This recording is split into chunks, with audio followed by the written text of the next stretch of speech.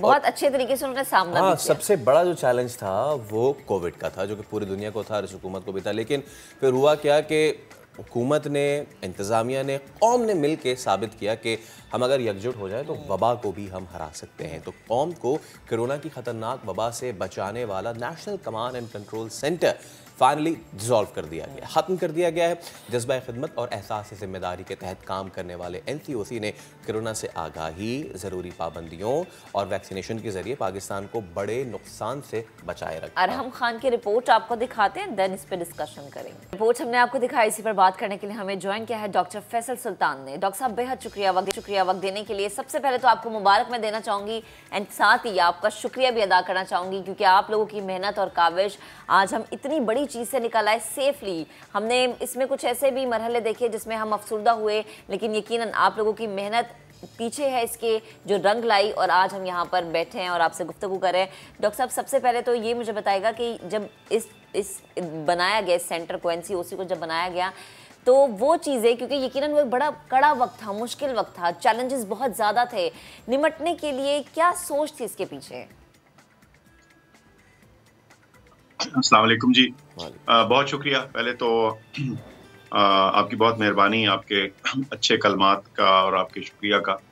سچ بات تو یہ ہے کہ یہ ایک ایسا موقع تھا کہ جس میں ہم اپنے پاکستان کے لیے کچھ خدمت کر سکتے، تو یہ NCOC ایک اس کام کے لیے بہت اہم پلیٹ فارم بنا۔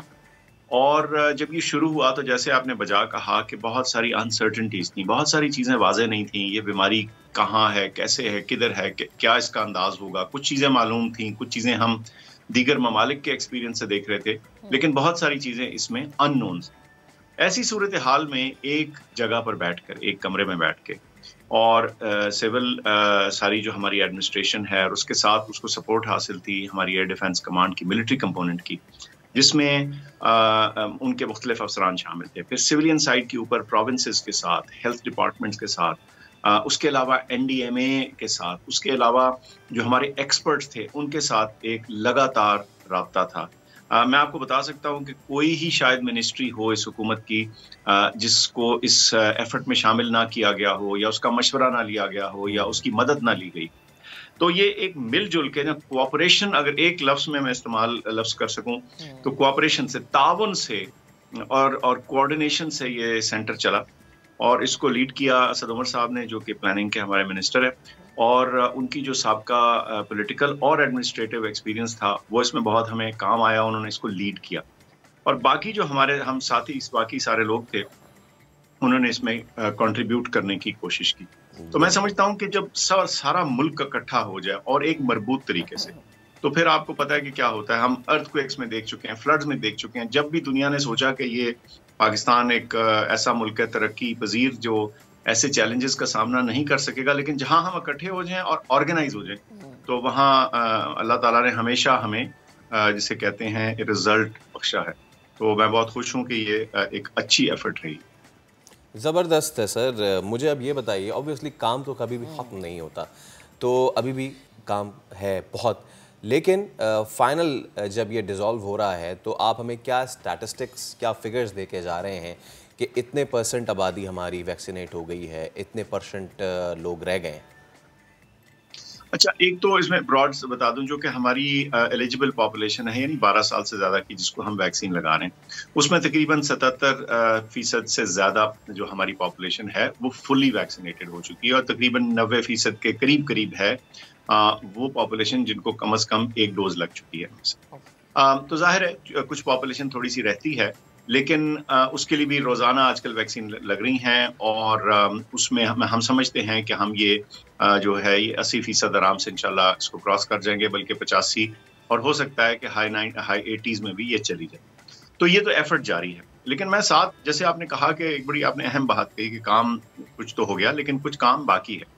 اچھا، اس باقی کام کو انسٹیٹیوشنلائز کرنے کا کیا طریقہ ہے؟ ہم سمجھتے ہیں کہ ایسا طریقہ ہونا چاہیے کہ خدا نہ خواستہ آئندہ کوئی آنے والی وبا جو ہے اس کا مقابلہ کرنے کے لیے سسٹم میں ایک بنی بنائی طاقت موجود ہونی چاہیے جی۔ وہ بنی بنائی طاقت ہمارے نیشنل انسٹیٹیوٹ آف ہیلتھ، قومی ادارہ صحت کے اندر ایک سینٹر فار ڈیزیز کنٹرول، جس کا مخفف CDC ہے، بنایا گیا ہے، اور اسی سینٹر کے جو لوگ ہیں انہوں نے پچھلے کئی ہفتوں سے NCOC کے سٹاف کے ساتھ بیٹھ کر جو انہوں نے چیزیں سیکھی تھیں پچھلے 2 سال میں اس ساری لرننگ کو اڈاپٹ کیا ہے. اور آج میں آپ کو بتا سکتا ہوں کہ آج صبح بھی مجھے اسی طرح سے رپورٹ ملی ہے جیسے NCOC کے تھرو آتی تھی, وہ اپنے NIH کے تھرو آئی ہے, اور اس میں وہی اعداد و شمار اور اسٹیٹسٹکس جو ہم ٹریک کر رہے ہیں وہ ہمیں سامنے آ رہے ہیں. میری کوشش یہ ہے کہ یہ ایسی چیز بن جائے جس میں ہمارے پاس ایکسپرٹس اور کوآرڈینیشن کی وہ کیپیبلٹی مکمل طور پہ پرماننٹ طور پہ بن جائے جو ہم نے NCOC میں جلدی میں ایمرجنسی میں. ٹھیک. اچھا ڈاکٹر صاحب ایک اور چیز کے حوالے سے رہنمائی فرمائیے گا. یہ پلیٹ فارم ڈیزالو ہو رہا ہے لیکن وہ لوگ جنہوں نے بھی خود کو ویکسینیٹ نہیں کروایا اور اب چاہ رہے ہیں کہ وہ ویکسینیشن کروا لیں, تو کیا وہ ویکسینیشن ادارے وہ جگہیں جہاں پر ویکسینیشن ہو رہی ہیں وہاں پر سسٹم اسی طرح سے چلتا رہے گا, لوگ جائیں گے اور ڈرائیو تھرو یا جس طرح سے بھی آپ جائیں اور جا کے خود کو ویکسینیٹ کروا لیں؟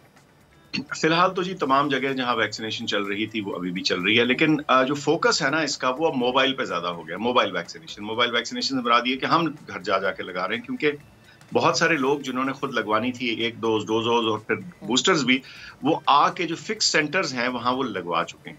اب اس میں آہستہ آہستہ کسی پوائنٹ کے اوپر ہمیں ایسا اس کا طریقہ کار کر دینا پڑے گا کہ کوئی فون کال کر کے منگوا لے یا جو فکس سینٹرز ہیں وہاں جا کے کر لے. تو یہ سب کچھ تو ہو ہی گیا ہے. اب اس کے ساتھ یہ بتاتا چلوں کہ جوں ہم ایسے سچویشن میں آتے ہیں جہاں تعداد تھوڑی رہ جاتی ہے ان لوگوں کی جن کو ویکسین لگنے کی ضرورت ہے, تو پھر جو کچھ سینٹرز ہیں ان کی جو تھرو پٹ ہے, جو کیپیبلٹی ہے, اس کو تھوڑا سا ریڈیوس کر دیا جائے گا تاکہ اس میں پیسے ضائع نہ ہو لیکن وہ فیسلٹی اویلیبل رہے. اوکے. اچھا ڈاکٹر صاحب شارٹلی مجھے یہ بھی بتائیے گا کہ یہ جو موبائل ویکسینیشن ہے یہ بھی اسی طرح فری آف چارج ہی رہے گی؟ جی یہ فری آف چارج ہی چل رہی ہے. یہ ویکسینیشن کا سارا جو عمل ہے یہ حکومت اس کا خرچہ برداشت کر رہی ہے, ویکسین خریدی بھی ہیں اور جو گاوی کے تھرو. اچھا ڈاکٹر صاحب اب اگلا سوال میرا یہ ہے, تھوڑا سا میکرو لیول پہ ہم اس کو کرتے ہیں کہ ہم نے دیکھا, ہمیں کہا گیا, بلکہ صرف ہمارے یہاں نہیں پوری دنیا میں جو نظام صحت تھا, جو ہمارا ہیلتھ کیئر سسٹم تھا, یو میں ٹاک اباؤٹ یورپ یا پھر ایشیا میں یا کہیں بھی, نظام صحت بیٹھ گیا, اس کا بھٹا بیٹھ گیا. اتنی بری وبا تھی یہ. ہم نے اس پینڈیمک سے بطور پاکستانیز, بطور ایڈمنسٹریشن آف پاکستان کیا سیکھا؟ اگر خدا نخواستہ آگے, کیونکہ ہم اپنے ہسپتال اوور نائٹ اتنے زیادہ تو نہیں بنا سکے, نہ ہم آگے شاید بنا سکتے ہیں, ہمارے پاس اتنے ریسورسز نہیں ہیں, تو ایسی وبا خدا نخواستہ اگر دوبارہ بریک آؤٹ ہوتی ہے, ہم نے پاکستانیوں نے, پاکستان کی انتظامیہ نے کیا سیکھا ہے اس سے کہ اب اس سے پہلے سے بھی زیادہ اچھے سے کیسے نمٹا جا سکے گا؟ بالکل صحیح جی. دیکھیں پہلی بات تو یہ ہے کہ ہم نے اپنے بیڈز کی اور ہاسپٹلس کی کیپیبلٹی میں بہت اضافہ کیا. 7,000 بیڈ تو صرف فیڈرل گورنمنٹ کی ہیلپ سے بنے, اس کے علاوہ پروونسز نے اپنے ایڈیشنل بیڈز بنائے. تو ہمیشہ بہتر یہ ہوتا ہے کہ ایگزسٹنگ فیسلٹی کو, جلدی میں جب کیا جا رہا ہو تو ایگزسٹنگ فیسلٹی کو اپ گریڈ کیا جائے. یہ بہت میسو اپ گریڈیشن ہوئی ہے, ایک بات. دوسرا اسٹاف کی ٹریننگ. اس سارے پروسیس میں nurses, doctors, paramedical staff, laboratory technicians, contact tracing کے ورکرز, یہ سارے لوگ بہت ٹرین ہوئے, تو وہ ٹریننگ سسٹم کے اندر موجود ہے.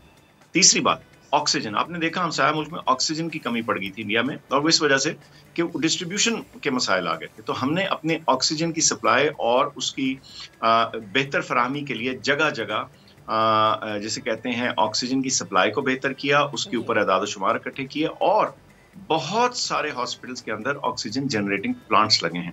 تو بلکہ جو آج صبح مجھے وہ رپورٹ اس کی فائنل ملی کہ جتنے بھی ڈونیٹڈ پلانٹس ہمیں آئے تھے وہ سارے انسٹال ہو گئے ہیں جو ایک ادارے سے آئے تھے.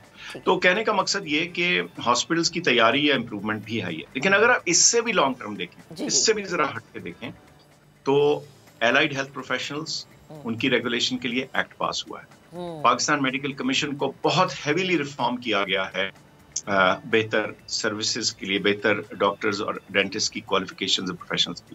پاکستان نرسنگ کاؤنسل کا جو ایکٹ ہے وہ اس وقت سینٹ میں پڑا ہے اپروول کے لیے. تو یہ تمام وہ چیزیں ہیں جو ہمارے پروفیشنلز کی قابلیت جو ہے اس کو ایک اور ہائر لیول پہ انشاءاللہ لے کے جائیں. انشاءاللہ. ڈاکٹر صاحب بہت شکریہ, and again thank you so much, congratulations. اور جتنی کاوشیں اور جتنی تعریف اور جتنا ہم اپریشیٹ کریں اتنا ہی کم ہے. اور جیسے کہ فیصل ڈاکٹر صاحب نے بھی ذکر کیا نا لانگ ٹرم پلاننگز کا, ہمیشہ یہ دیکھا گیا کہ قومیں تبھی ترقی کرتی ہیں جب ان کے پاس لانگ ٹرم پلاننگ ہوتی ہے.